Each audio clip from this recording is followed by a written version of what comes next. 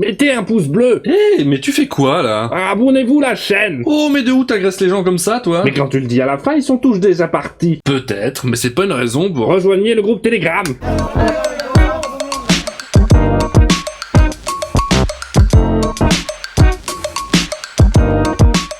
Bonjour et bienvenue dans Highway to Tail. Je voudrais vous parler d'un projet qui me tient à cœur, il s'agit d'une chaîne Twitch. Ou plutôt d'une émission. Ouais, une émission qui a lieu en direct live, où il est question d'interviewer et de passer un bon moment avec des furs. Ça s'appelle Furcast. Du live Twitch furry, c'est rare. Ouais, c'est rare, et en plus ceux-là portent leur fursuit en stream. Ah oui, parce que c'est bien plus pratique de faire une émission sans savoir lire ses fiches, avec de grosses patounes pour gérer son logiciel de streaming, et en mourant de chaud en direct. Je te sens taquin là. Moi?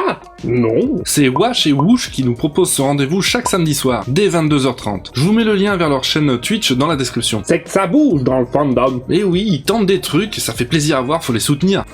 On parle de nous? Oh, où ça? Où ça? C'est qui ces bestioles-là? Ben, c'est nous, Furcast. C'est notre émission. Un félin qui s'allie avec un dogo? Tu t'es bien gardé de me dire ça, Tisha. Ah ben tu penses? J'aurais pas eu le temps de présenter leur émission sinon. On peut pas en placer une avec toi.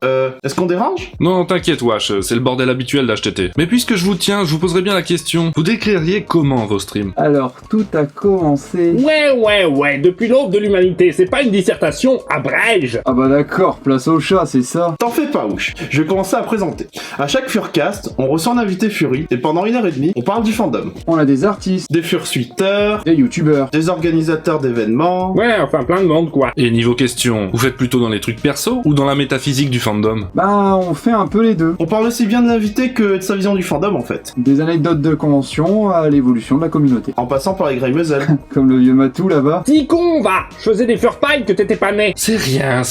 Vous avez l'air d'une bonne équipe, on doit bien se marrer chez vous.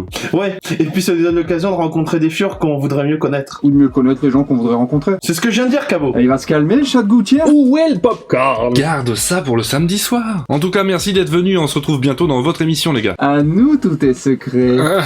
Ray Blaze y est déjà passé samedi dernier. Quoi? Ce dogo nous a grillé la priorité? Il est partout, on peut pas douter. Et voici quelques extraits pour que vous voyez un peu l'ambiance.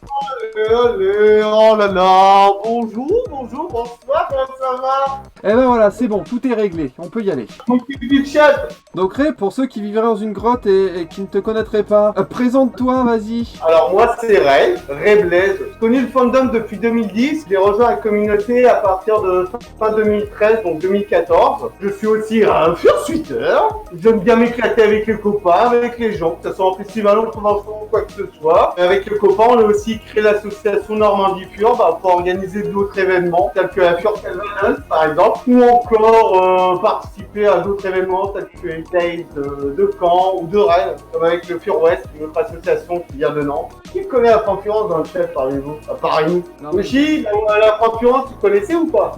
Vous êtes entre vieux, hein, y a pas grand chose, y a pas grand monde qui doit connaître.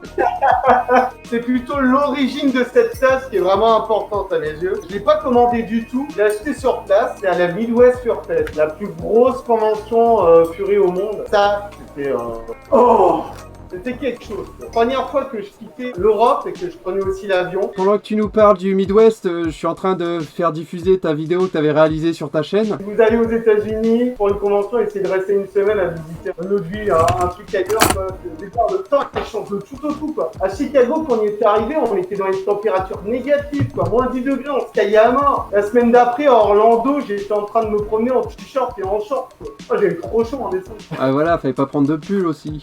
À quel point quand même le Fury, moi ça m'a permis de voyager, de rencontrer du monde. Ça a été l'occasion de quitter la France pour la toute première fois sans ma famille. Ah, je m'en souviens très bien le passage frontière France-Belgique avec Carono, Noaku et Elipas. Vous connaissez le film Rien à déclarer là? Ouais. Et ben avant même d'arriver à cet endroit-là, j'ai reconnu la zone. Et on est arrivé à la frontière belge et là il y avait l'énorme panneau. Le film Rien à déclarer était tourné ici. Depuis on fait la photo habituelle tout ça au même endroit quoi. Ah, la première pique de Tisha qui dit que Normandie-Fur, l'association de la promotion de l'eau de robinet. Qu'est-ce que tu réponds à cette critique? Ah bah, tu sais quoi, moi je vais répondre tout de suite. On s'est professionnalisé, on est passé au Perrier. Perrier, pour bien s'éclater avec les bulles. Ah là là. Mais bon, ça, on va pas te noyer avec ça. Cette eau est beaucoup trop précieuse. Les loups. Par rapport à moi-même, je suis quelqu'un d'un peu hyperactif, énergétique et tout. C'est que quand j'enchaîne des choses, plus ça va, plus j'ai envie de chaîner et ça va beaucoup trop loin, quoi. Ah ouais, t'as lancé débat, déconfinement, plage, tout ça, les gens sont perdus, ça y est. Ça y est. Mais qu'est-ce qu'on fait? On sait plus, on veut sortir, on veut sortir. En plus, moi je suis obligé, je peux pas voir la plage, quand même des bâtiments devant chez moi, mais je suis du mauvais côté de la route. Je suis du côté où il n'y a pas de route entre moi et la plage, et donc je paye plus cher les taxes foncières. Tiens, on te demande si Léo, la mascotte de Normandie-Fur, est déjà en création ou pas? Ah. Ou alors tu veux garder le secret peut-être? Période de confinement, que c'était un peu le bordel. C'est la tristesse. Mais sinon, oui, Léo peut y donner vie. On a les gens motivés qui ont les compétences et qui gèrent chaque seul insecte qui sont en train de les faire. Tels que Luna, Rumpel, Sacha. Bon allez, sur ce les gens, bonne nuit. Bonne nuit. Et samedi prochain, on reçoit Tisha en plus. Ouais, venez, parce que là, ça va être enfin Voilà. intéressant. Donc là, la prochaine fois, samedi prochain, ce sera Tisha et cette fois-ci, ce sera Ray Blaze qui lui lancera des pics sur le chat parce qu'il n'y a pas de raison. J'y passe ce samedi 2 mai 2020, histoire de me faire cuisiner un peu. Je compte sur vous pour être présent et venir découvrir cette nouvelle émission du fandom francophone. Et emmerder Tisha. Non. Et merci d'avoir regardé cette vidéo, mais du coup, c'est plus la peine de dire de la partager, ni de me suivre sur Twitter pour ne rien rater, et encore moins de rejoindre le groupe Telegram pour parler de l'émission. Ben non. Dans tous les cas, pensez à vous abonner à la chaîne, à mettre le pouce bleu du hug, et je vous dis à bientôt.